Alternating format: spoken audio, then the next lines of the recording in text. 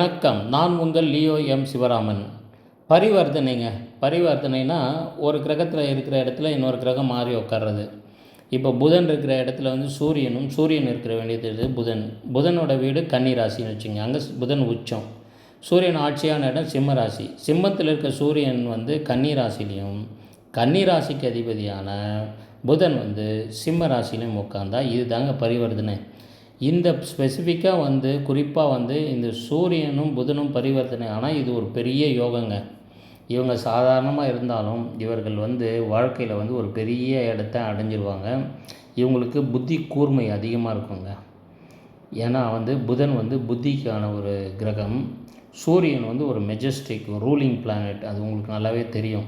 So இவங்க 2 பேரும் பரிவர்த்தனை வரும்போது இந்த 2 கிரகத்தோட மகாசக்திகளும் வந்து எக்ஸால்ட் ஆகுனாக்கா அவங்களுடைய பரிவர்த்தனை யோகத்தில் வர்ற அந்த வெளிப்படுற சக்தி வந்து ரொம்ப அதிகமாக இருக்குங்க.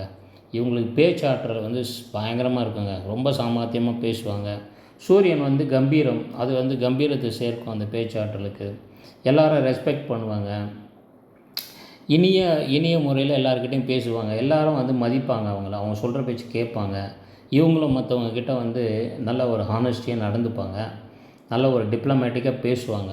அதாவது ஒரு ராஜதந்திரமாக பேசி எல்லா காரியங்களையும் வந்து நடத்தி முடிப்பாங்க எல்லா பார்ட்டிக்கும். நுண்ணறிவு, அதாவது ஒரு விஷயம் பார்த்திங்கன்னா அவங்களுக்கு வந்து அது எப்படி தான் கிராஸ்ப் பண்ணுவாங்கன்னே தெரியாது, அந்த மாதிரி இருக்கும். இந்த புதன் சூரியன் பரிவர்த்தனை நடந்தால் இந்த மாதிரி ஒரு நுண்ணறிவுத்தனம் இருக்கும் அவங்களுக்கு.